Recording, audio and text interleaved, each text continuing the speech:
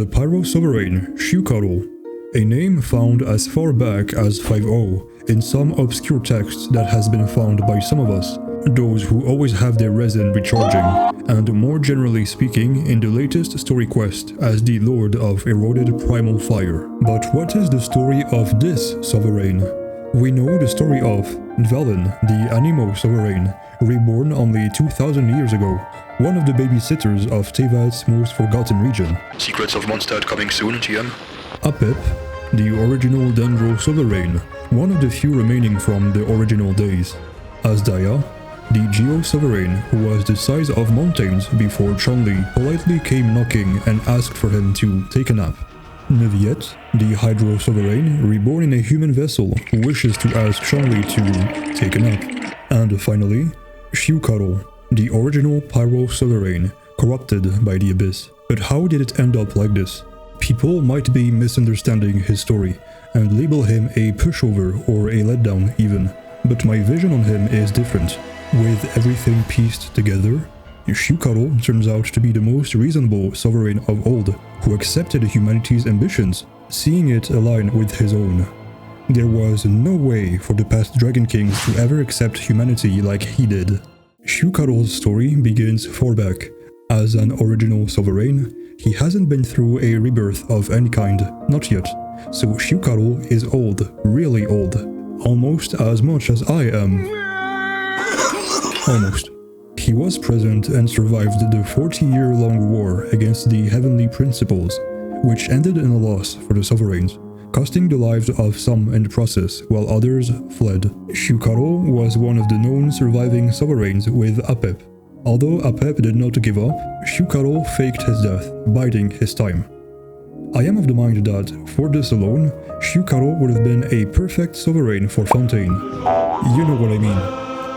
The sovereigns, despite their immense power, which towers above any other archons, even those you might think would stand a chance, are still subject to the ravages of erosion, as perfectly seen with Asdaya, losing himself and having his size reduced to a fraction of a portion of his former glory as a consequence of erosion. I'm starting to think that erosion is the term in Teyvat for arthritis. From this, Xiuhcoatl became infected by the Abyss's influence, which we see by his body being manipulated by Xiuhcoatl, using him to battle against Mahuika and the Traveler. This version of Xiuhcoatl was not a mimicked version, but his original body being possessed, as the materials dropped by the weekly boss version suggest, as well as the empty eye socket reflecting the pact with Xbalanque. Yes, curious and attentive viewer, a pact. Xiuhcoatl had seemingly kept living in the shadows of Natlan. His brood became carriers of his primal flame, which became the phlogiston we know today. That divine flame is directly part of Xiuhcoatl's essence, and the Dragon Sage, disguised as a human and then known as the Sage of the Stolen Flame, took it from his brood and presented it to humans as phlogiston, to propel their evolution forward and manipulate the fate of dragonkind and humankind alike. In this era, humanity was still frail, and dragons and pyro-vishaps were above them, even enslaving them, as dragons were revolting against the heavens in the era of the Dragon King Nibelung. Their species developed massively scaled weapons appearing as ancient moons, but it came at the cost of their evolution.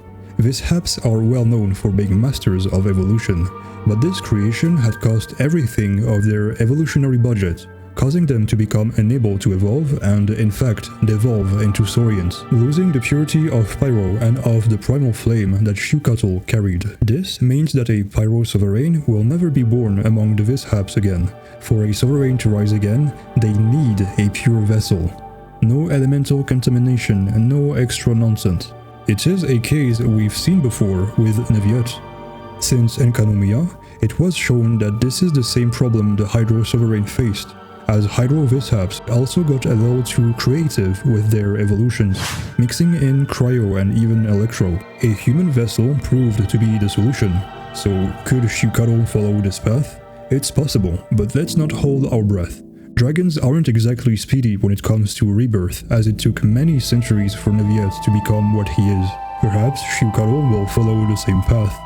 At an unknown time, Most likely after the phlogiston became a pivotal point for the Natlanese, the greatest human known as Xbalanque was born.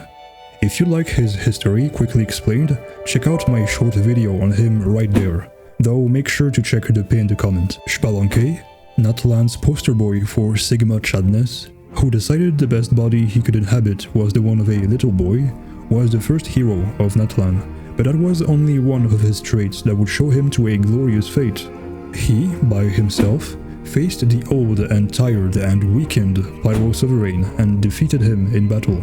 All this before even being the Pyro Archon.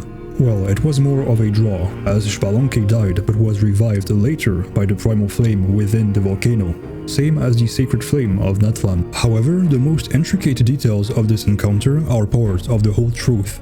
Xbalanque and Xiuhcoatl's battle was a formal duel, agreed upon by the two of them, most likely being a test of strength for Xiuhcoatl to approve giving one of its eyes away. From this duel, won by Xbalanque, Xiuhcoatl subsided, staying dormant in the heart of Natlan's great volcano, according to the legends. This is where Xiuhcoatl appears as the wisest to me and not as lame as people feel. He realized that, with his decayed form, he would not be able to rebel against the heavens anymore, as one of their weapons, the ancient moon fragment, was seemingly destroyed at that time. So he placed what authority he had left in this pact, putting parts of himself in the hands of humanity, which had proved itself through Xbalanque, turning his left eye into the golden Entreaties in order to create and operate a mass destruction weapon named Huitzilopochtli, the supreme sun god in Aztec culture. This weapon is said to be powerful enough to wipe all the forms of life from the globe, including the abyss itself, in order to allow a new perfect race to emerge. A sliver of Xiuhcoatl's former purity is visible on his back, where he seems to be quite radiant as opposed to ancient texts suggesting it was a silver dragon or a red dragon, depending on the depiction. It is safe to assume he is gone, and that the Pyro Sovereign can now be reborn. If this means that the Pyro Sovereign will become playable, I wish to say yes. However, as I said, it took many centuries for the Hydro Sovereign to be reborn as a human. There are no established rules to it yet, so I shall keep on believing. And that's the tale of Xiuhcoatl for now. If we ever gain access to more info in Natlan's volcano to learn more about the Sovereigns, you know I will be there to break it all down. Until then, brave scholars, use your resin. Sir Eoth bids thee farewell.